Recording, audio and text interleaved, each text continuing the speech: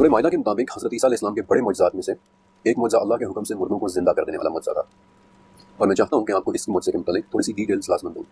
پہلا مردہ ایک لڑکی کا تھا۔ جب عیسیٰ علیہ السلام نے اللہ کے حکم سے اسے زندہ کیا اور وہ قبر سے باہر نکلی تو اس وقت وہ اپنے سر سے مٹی جھاڑ رہی تھی۔ اس لڑکی نے بتایا کہ اسے 3 آوازیں آئی تھیں۔ پہلی آواز پر اس کے جسم کے اعضاء آپس میں جڑے، دوسری آواز پر اس کے جسم میں روح ڈال دی گئی، اور تیسری آواز پر خوف کے مارے کہ کہیں یہ قیامت کی چیخ تو نہیں۔ اس لڑکی کے بال، اس کی پلکیں اور اس کی ابرویں تک سفید ہو گئی تھی۔ اس کی قبر میں حرکت ہوئی اور وہ خوف سے اپنے بال جھاڑتی ہوئی قبر سے باہر نکل آئی۔ دوسرا مردہ حضرت نوح علیہ السلام کے بیٹے حام کا تھا۔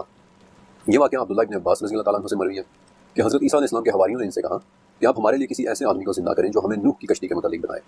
اس پر عیسیٰ علیہ السلام مٹی کے ایک ڈھیر پر گئے، اس میں سے ایک مٹھی مٹی کی لی اور کہا کہ یہ نوح کے بیٹے حام کی مٹی ہے۔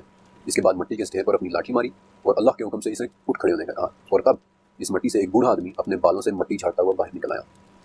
عیسیٰ علیہ السلام نے اس سے پوچھا کہ کیا آپ ایسی ہی حالت میں مرے تھے؟ تو اس نے کہا کہ نہیں، میں مرا تو جوانی کی حالت میں تھا، لیکن میں یہ سمجھا کہ شاید آج قیامت کا دن ہے، اس لیے اس کے خوف سے مجھ پر بڑھاپا آ گیا۔ پھر اس کے بعد عیسیٰ علیہ السلام نے اس سے حضرت نوح علیہ السلام کی کشتی اور اس کے جانوروں کے متعلق پوچھا۔ جب وہ سارا واقعہ سنا چکا تو حواریوں نے عیسیٰ علیہ السلام سے پوچھا کہ اللہ کے رسول، کیا ہم اسے اپنے ساتھ گھر لے جائیں تاکہ ہم اس کے ساتھ اور بھی باتیں کر سکیں؟ تو عیسیٰ علیہ السلام نے کہا کہ یہ تمہارے ساتھ کیسے رہ سکتا ہے، حالانکہ اس کا رزق اس دنیا میں ختم ہو چکا ہے۔ اور اس کے بعد عیسیٰ علیہ السلام نے اس شخص کو اپنی اصل حالت میں واپس لوٹ جانے کا کہہ دیا۔